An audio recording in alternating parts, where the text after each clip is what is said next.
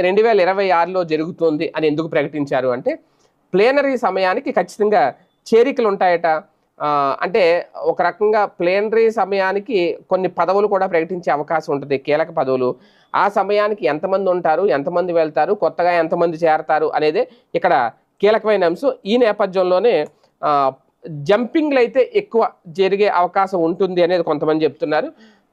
అంటే ఇప్పటికే బయటికి వెళ్ళిన వాళ్ళు ఎవరైతే ఉన్నారో కొంతమంది సీనియర్లు, వాళ్ళు మిగిలిన వాళ్ళని లాగే ప్రయత్నం అయితే చేస్తున్నారట. ఎందుకు అంటే జగన్మోహన్ రెడ్డి కార్యాచరణ, జగన్మోహన్ రెడ్డి ప్రణాళిక ఏంటనేది అందరికీ అర్థమవుతుంది. ఇది నచ్చిన వాళ్ళు, నమ్మకం ఉన్న వాళ్ళు జగన్తో ఉంటారు.